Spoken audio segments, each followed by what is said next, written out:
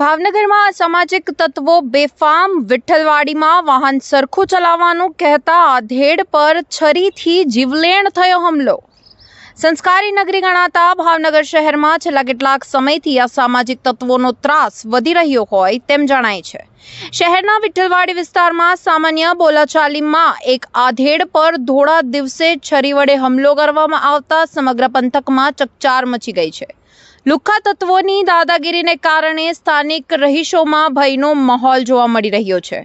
મળતી વિગતો મુજબ શહેરના વિઠ્ઠલવાડી વિસ્તારમાં વીરભદ્રસિંહ ગોહિલ નામના આધેડ પસાર થઈ રહ્યા હતા। આ દરમિયાન ત્યાંથી પસાર થતા કેટલાક અજાણ્યા શખ્સો બેફામ રીતે વાહન ચલાવી રહ્યા હતા। તે દરમિયાન વીરભદ્રસિંહે માનવતાના નાતે અને અકસ્માત ન સર્જાય તે હેતુથી આ શખ્સોને વાહન સરખી રીતે ચલાવો તેમ કહી ટોક્યા હતા। માત્ર આટલી શિખામણ આપી વીરભદ્રસિંહને ભારે પડી ગઈ હતી। ઉશ્કેરાયેલા અજાણ્યા શખ્સોએ પોતાની પાસે રહેલી તીક્ષ્ણ છરી વડે આધેડ પર હુમલો કરી દીધો હતો। હુમલો એટલો ગંભીર હતો કે વીરભદ્રસિંહ લોહીલુહાણ હાલતમાં ત્યાં જ ઢળી પડ્યા હતા।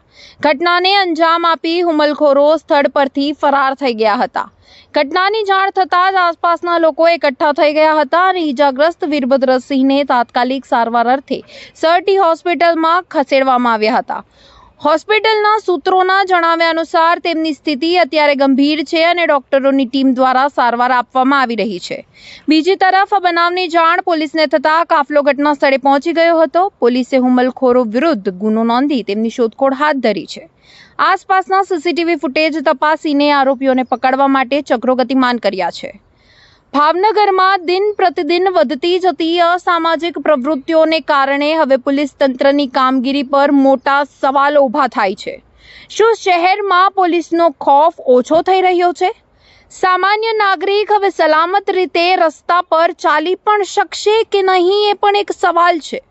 લુખ્ખા તત્વોને કાયદાનો કોઈ ડર જ નથી રહ્યો।